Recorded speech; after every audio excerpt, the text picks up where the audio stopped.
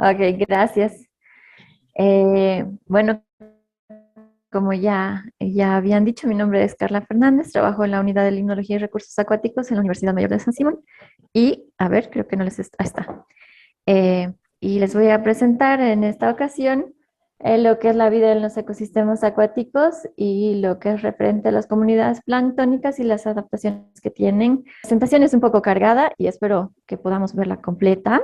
Les voy a mostrar un poco de lo que he estado haciendo en los últimos años también. Y un poquito de introducción, como han debido ver lo que es este curso de lagunas de alta montaña. Estas mayormente y son consideradas sensores de cambio climático. ¿Por qué? Porque están normalmente en condiciones muy inhóspitas, digamos, para los organismos. Entonces, cualquier cambio que tengan estas lagunas van a mostrarse y van a verse reflejados en lo que es la estructura de la comunidad.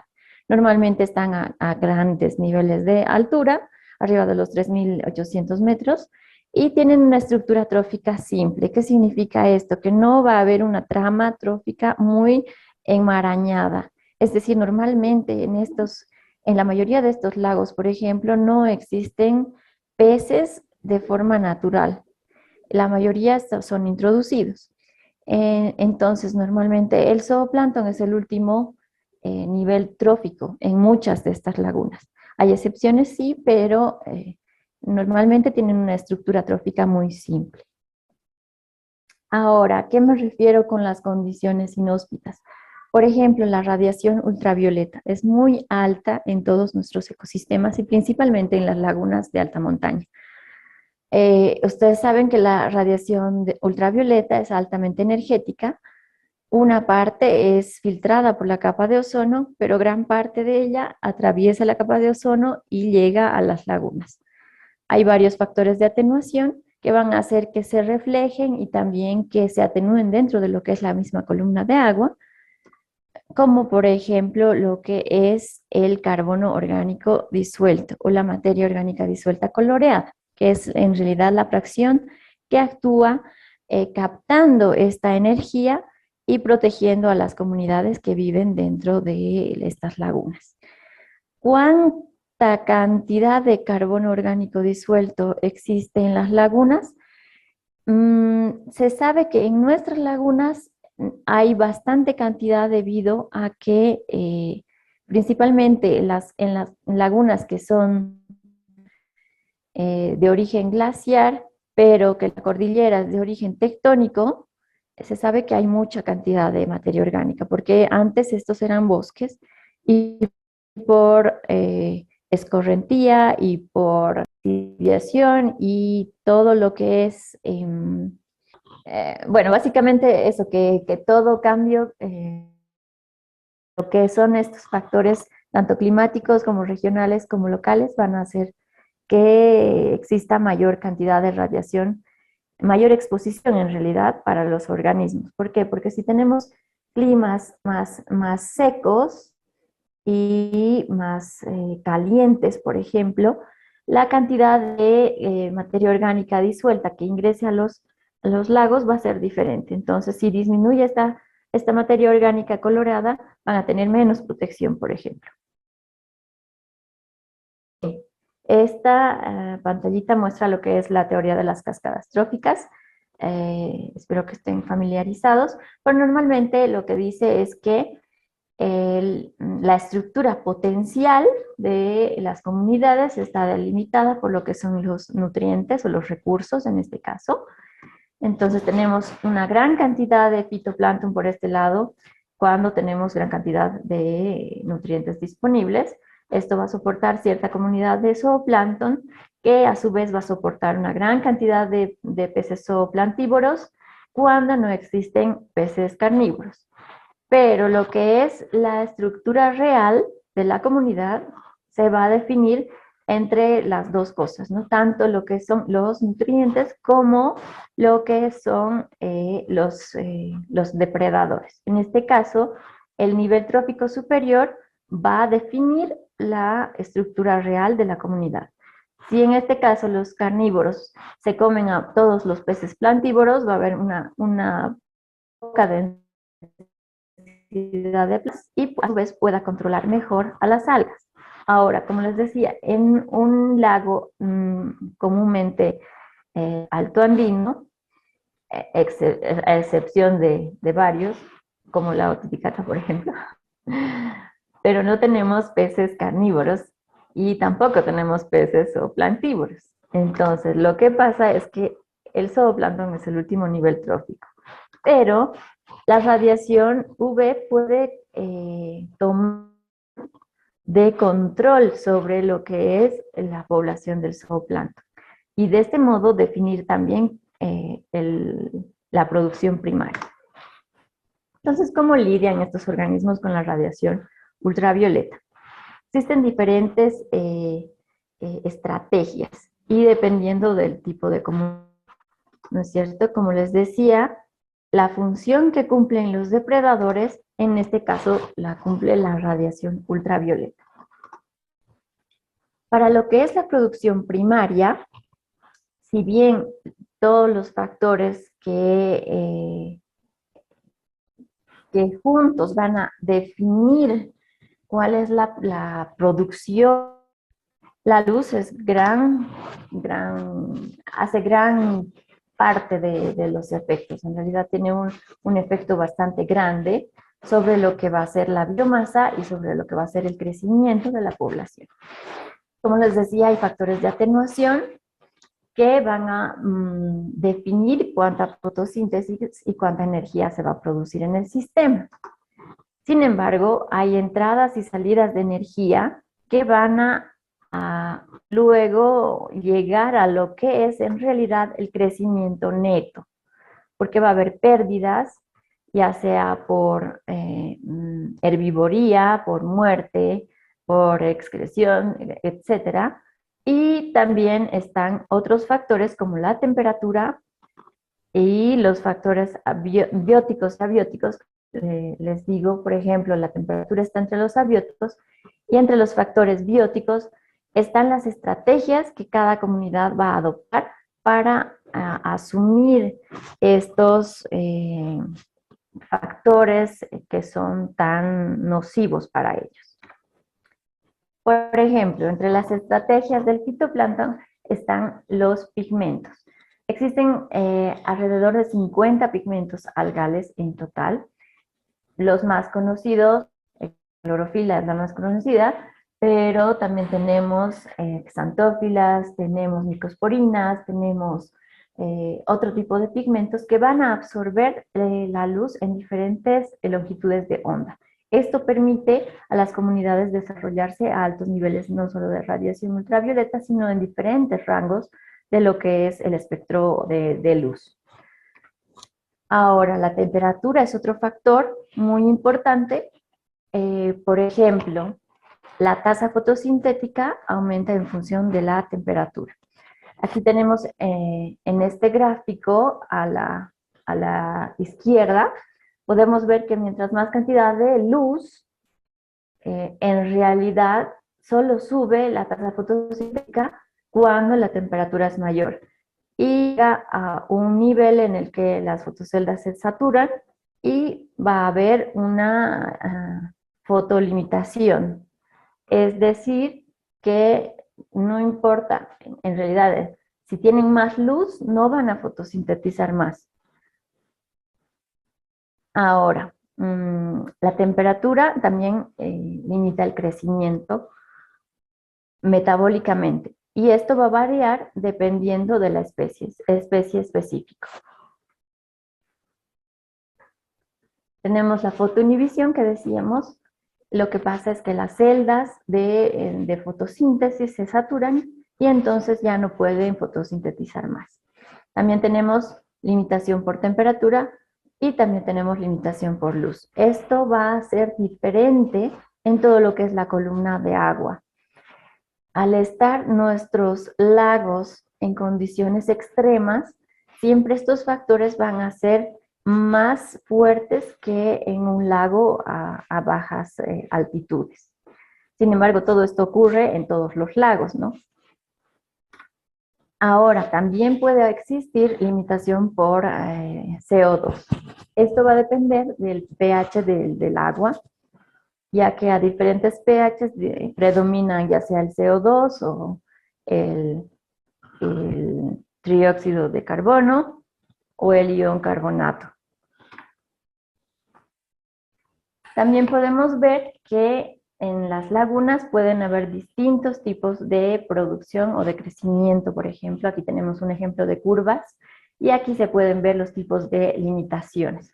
Por ejemplo, en el cuadro A es lo que se espera normalmente, que tengas una mayor productividad en la superficie y vaya disminuyendo con la profundidad. Esto porque por limitación de luz y por limitación de temperatura normalmente. ¿Qué ocurre en el B? Quiere decir que hay limitación hay fotoinhibición. Entonces, en la primera capa no va a haber tanta fotosíntesis como en la capa superficial, por ejemplo. Ahora, en la C, podemos asumir que puede haber tanto limitación como de temperatura como limitación de luz, porque el crecimiento es máximo en las primeras capas y luego de crecer muy rápidamente. En el D, en cambio, además de haber fotoinhibición, aparentemente también podría haber limitación de nutrientes. Puede ser que las capas inferiores tengan mayor disponibilidad de nutrientes, pero en cierto momento ya se limita por luz, por lo tanto el crecimiento es en una zona media, ¿no?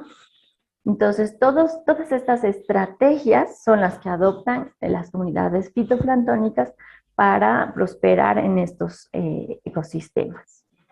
Ahora, lo que es el zooplancton tiene dos tipos de estrategias, de comportamiento y fisiológicos. Lo que acabamos de ver se denomina migración vertical diurna. Lo que pasa es que durante el día el zooplancton se encuentra normalmente en las capas inferiores, es decir, va a migrar hacia la profundidad. Esto se creía hasta hace poco que solamente se hacía para evitar a los depredadores visuales como son los peces. Ahora también se sabe que lo hacen para evitar la radiación ultravioleta. Es decir, van a ir y se van a alimentar en la noche, en la superficie, ya que no tienen este factor de riesgo. En lo que son las estrategias fisiológicas, tenemos lo que es la fotoprotección y lo que es la fotorreparación.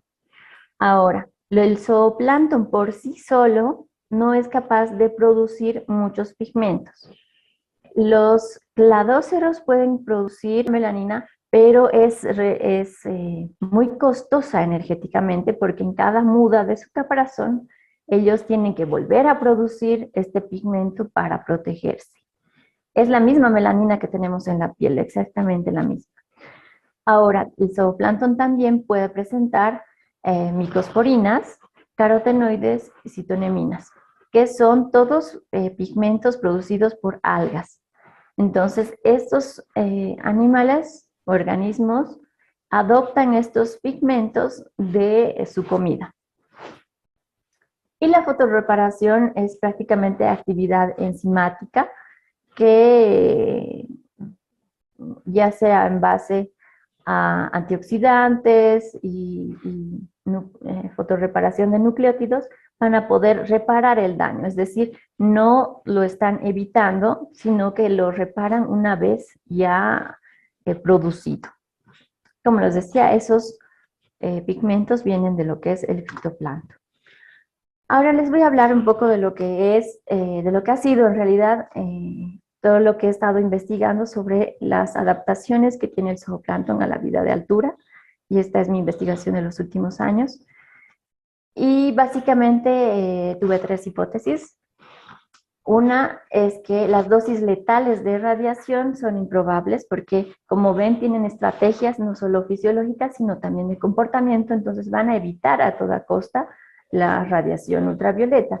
Pero aún así pueden llegar a absorber dosis subletales de radiación, entonces que deberían tener algún tipo de efecto. La segunda hipótesis es que esta tolerancia a la radiación ultravioleta debería ser mayor en organismos que ya están adaptados a esta vida por la constante exposición. Y la tercera hipótesis es que linajes que vamos a ver que una sola especie puede comportarse de diferente manera dependiendo de dónde proviene, deberían mostrar distintas adaptaciones justamente para expresar estas adaptaciones que han conseguido a lo largo de los años del lugar de donde provienen. Bueno, para esto tengo los tres objetivos planteados, que era evaluar los efectos de la radiación ultravioleta en la actividad filtradora de Daphnia. ¿Por qué la actividad filtradora? Porque en realidad esa es la función del zooplancton más importante en lo que son las lagunas, es la capacidad de mantener el equilibrio y mantener a raya, digamos, a las comunidades fitoplanctónicas, ¿no es cierto? También está determinar la importancia de las adaptaciones locales a la tolerancia de la radiación UV y determinar las relaciones entre los componentes de historia de vida de los diferentes linajes de Daphnia que están adaptadas a diferentes condiciones de radiación ultravioleta. A ver, a medida que vayamos viendo esto, se va aclarando las cositas. Para mi primera hipótesis, utilicé dos especies. Una es Daphnia pulex, la más grande, y la otra es Seriodaphnia dubia, esta más pequeña. Ambas son muy comunes aquí en la cordillera y están distribuidas extensamente en prácticamente todas nuestras lagunas de altura. Lo que hice fue hacer experimentos controlados en laboratorio y los expuse a distintos niveles de radiación ultravioleta, a 3 diferentes niveles, y luego evalué la tasa de filtración de cada uno. A ver, esto que se ve aquí son microesferas fluorescentes que son prácticamente del mismo tamaño que el cultivo de algas con las que les alimentaba, que era Chlorella vulgaris. Se mezclan ambas para que puedan filtrar y luego se cuentan las microesferas en el tracto digestivo de las daphnias. De este modo pude ver que estos efectos también son especie específicos. Es decir, que algunas especies son más vulnerables a los efectos subletales que otras. En este caso, Seriodaphnia dubia, la pequeña, es mucho más sensible que Daphnia pulicaria. Podemos ver que Daphnia pulicaria, por ejemplo, al primer nivel de radiación, que no era mucho, es verdad, no tiene ningún efecto en realidad. Es prácticamente como si no le pusieras radiación. Le aumentas el nivel y ya sí tiene un efecto de disminución de alrededor del 50% en su tasa de filtración y le aumentas y, o sea, se mantiene prácticamente ese 50%. Sin embargo, Seriodaphnia mostró radicalmente al primer nivel un 80% de disminución en su tasa de filtración, en el segundo también, y en el tercero se murió. Entonces es una especie mucho más sensible y que seguramente tiene otro tipo de estrategia para poder protegerse. Conclusiones de este pequeño experimento fue que las dosis subletales, pese a no matarlos, digamos, en el caso de Daphnia, de Seriodaphnia dubia, sí se murieron al tercer nivel, pero pese a no ser grandes cantidades, no es la cantidad que reciben en superficie, por ejemplo, tienen un gran impacto sobre el pastoreo y puede hacer que la población no solo disminuya, sino también cambie en su composición. Ahora bien, para evaluar las adaptaciones locales de los cladóceros a lo que es la radiación ultravioleta, lo que hice fue comparar poblaciones de Daphnia pulex bolivianas con poblaciones suecas. Es exactamente la misma especie que vive en diferentes lugares, tiene una historia de vida diferente, evolutiva diferente, ¿no? Ahora bien, el laguito del cual saqué las Dafnias en Suecia es este que se llama Dalby, está a 90 metros sobre el nivel del mar y no recibe prácticamente radiación ultravioleta en el invierno. Eso es un verano y eso es en invierno. Entonces, realmente las condiciones son muy diferentes entre nuestros ecosistemas y los de Suecia, ¿no? Aquí en invierno tenemos igual sol pleno de todos modos y la radiación es inclusive mayor. Ahora, lo que hice para tratar de evaluar si es que realmente es la historia evolutiva y no las condiciones actuales, es decir, donde la ontogenética en la que el organismo nace está expuesto a cierta cantidad de radiación y se adapta probablemente, o bueno, está acostumbrado, digamos. No se podría decir que es una adaptación, sino tal vez una aclimatación. Lo que he hecho fue llevar efipias, que son las efipias, son huevos de resistencia de estos organismos. Entonces se los eclosiona y tanto los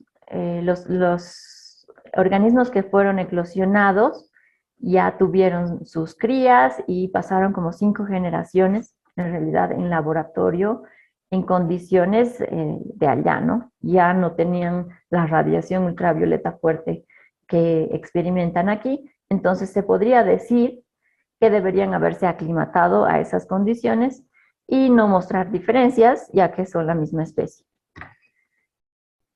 Después de esas 5 generaciones, entonces las expuse a algunas con V y algunas sin V, de ambas poblaciones.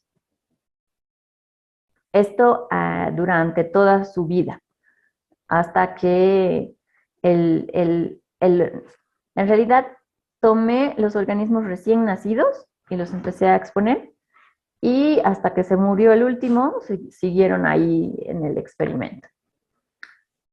Luego, ¿qué hice? Fue medir la cantidad de pigmentos que habían producido. Pese a que los cladóceros solo normalmente expresan melanina, podemos encontrar cantidades trazas de micosporinas y carotenoides. Entonces decidí medir los 3 tipos de pigmentos y realmente hubieron diferencias. Como pueden ver, estas son las bolivianas, las de color negrito, y en los 3 pigmentos se puede ver que se induce la producción mucho más que lo que son las poblaciones suecas. Esto quiere decir que la historia evolutiva de especie a la misma especie no va a reaccionar de la misma manera ante la radiación ultravioleta. Las Daphnias suecas en el control prácticamente no presentaron carotenoides ni melanina y casi nada de micosporinas, pero las bolivianas, inclusive sin radiación ultravioleta, ya presentaban un nivel apreciable de pigmentos. Uy, ahí está. Y para el tercer objetivo, de cómo influyen estas adaptaciones locales, lo que hice también fue ver el comportamiento de las Daphnias. Aquí tenemos una Daphnia que está nanopigmentada. En estos tubitos tenemos quantum dots, que se llaman así, son esferas nanofluorescentes y se tiñen de esa manera. Las pones en un acuario y con unas cámaras de alta sensibilidad se las va filmando una por una. Es un trabajo súper divertido. Y ahí tienen las Daphnias que se están ahí moviendo y esa es luz azul que puede hacer que se vea la fluorescencia de los organismos. Mezclo las nanopartículas con una enzima para que se puedan adherir al caparazón y luego hice lo mismo que en el otro experimento. Comparé las poblaciones suecas con las poblaciones bolivianas, pero esta vez en comportamiento. ¿Qué es lo que obtuve? Justamente que hay diferencia no solamente en la parte fisiológica, sino también en la parte de comportamiento. Ahí en el experimento, justo ahora que se pone morado, se ha encendido la luz ultravioleta y se ve cómo empiezan a migrar hasta el fondo súper rápido, y para un organismo tan chiquitito, la velocidad es impresionante, porque si uno escalara a un tamaño humano, digamos, es prácticamente que puedes recorrer 1000 metros en segundos. Ahora, todas estas filmaciones son modeladas y puestas en modelos 3D y luego se traducen en, bueno, ya gráficos, los demás más entendibles, donde puedes calcular la demanda de refugio que cada especie tiene. En principio, mi teoría era que las bolivianas, ya súper acostumbradas a la radiación, que presentan más pigmentos y demás, no iban a migrar tanto como las suecas, porque que deberían estar tratando de huir más rápidamente de la radiación. Sin embargo, obtuve todo lo contrario. En realidad, las bolivianas migraron mucho más profundo, no solamente cuando se las indujo estando en radiación ultravioleta, sino también la población control migró súper rápido y más que la población sueca. Esto me llevó a la conclusión de que además de estas adaptaciones fisiológicas, ellos están condicionados al comportamiento para huir de la radiación y que además no deben ser tan sensibles a la cantidad de radiación que, es decir, no se dan cuenta cuánta radiación están recibiendo, solamente que sí la están recibiendo.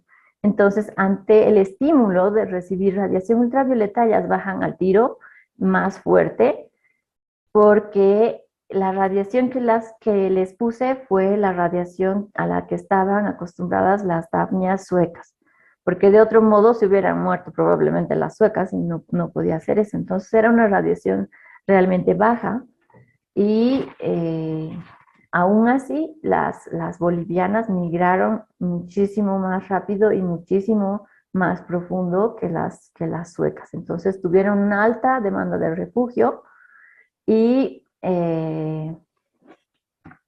eso nos da a concluir que si bien la inducción de mantenerlos desde nacidos en cierta radiación ultravioleta, aunque sean por 5 generaciones como es lo que yo hice, si eso cambia el comportamiento y la fisiología que ellas manifiestan, lo que más va a preponderar es la historia evolutiva de cada población. Ahora, desde otro punto de vista, las estrategias de vida que tienen ellas también fueron evaluadas.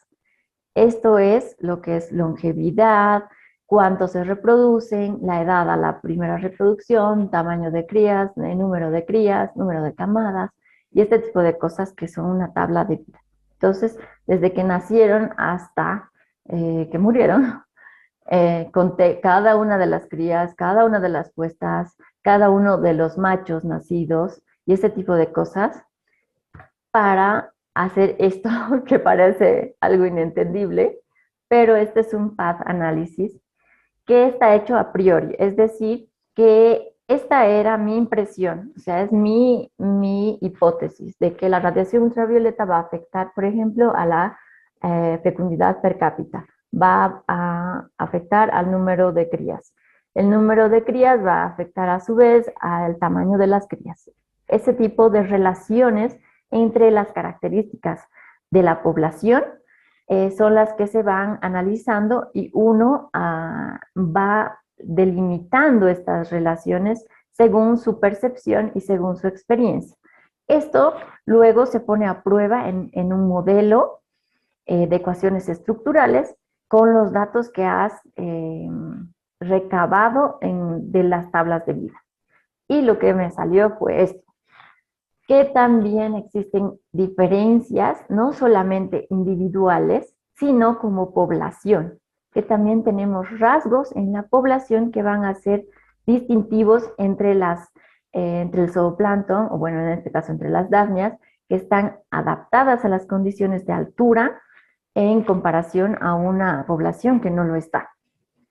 No voy a tardar mucho explicando cada una de las flechitas, pero básicamente estas, estas relaciones son diferentes en, en importancia y existen relaciones, por ejemplo, que no tienen las bolivianas, que sí tienen las suecas, por ejemplo. La radiación UV ha afectado a lo que era la edad a la primera reproducción, es decir, la primera camada se ha retrasado en lo que es la población sueca. Sin embargo, no se ha retrasado en la población boliviana. Ahora, el total de machos que presenta la población, ustedes saben que las dafnias son partenogénicas, en realidad son clones de la madre, pero aparecen los machos para crear un cambio genético y que exista reproducción sexual y que la población sea más saludable, digamos, para que siendo clones no se mueran todos, ¿no es cierto? Entonces, esa característica es importante en las poblaciones de alta montaña, pero no es importante en las poblaciones de otros lados, ¿no? A ver. La otra cosa que llamó mucho la atención es que las poblaciones bolivianas tenían un número de crías impresionante en comparación con las suecas. El tratamiento control de las suecas es este plomito que está con línea continua y si se dan cuenta es inferior al que está con radiación UV en las bolivianas. Es decir, pese a que la radiación UV baja la fecundidad en las bolivianas, esta sigue siendo mayor a la mejor condición que tienen las suecas. Esta es justamente esto es lo que les estoy mostrando aquí, que ahí está comparándose el tratamiento de radiación con el sin radiación de las suecas. Y la otra cosa es que es la edad, lo que les decía. La edad fue afectada en las suecas, pero no en las bolivianas. Es decir, que estas son estrategias de vida poblacional que ya son evolutivas. La alta fertilidad y la reproducción temprana en las poblaciones de alta montaña. Entonces, no solamente se ha visto cambios y adaptaciones fisiológicas a nivel de individuos, también de comportamiento, sino también poblacionales. Y en resumen, la radiación ultravioleta es una fuerza selectiva súper fuerte que influye de sobremanera en estos ecosistemas y me atrevería a decir que es una de las más importantes para determinar la estructura de las comunidades planctónicas en la alta montaña. Recién vamos a empezar un trabajo para ver los efectos de la temperatura y ver la limitación, en realidad el efecto de la temperatura en lo que es la limitación del crecimiento algal principalmente, que pensamos que no son tan oligotróficas como se cree en nuestras lagunas, sino que están limitadas por la temperatura y vamos a empezar con ese trabajo en los próximos meses, si Dios quiere. Y bueno, este es el trabajo que he estado haciendo estos años y que estas estrategias que han adoptado el zooplancton realmente dependen de su historia de vida. Como pueden ver, dos poblaciones totalmente diferentes, entre ambientes totalmente diferentes, siendo la misma especie, se comportan totalmente diferente. Y a nivel poblacional, la fecundidad y la reproducción son parte de la estrategia evolutiva de esta población. Muchas gracias.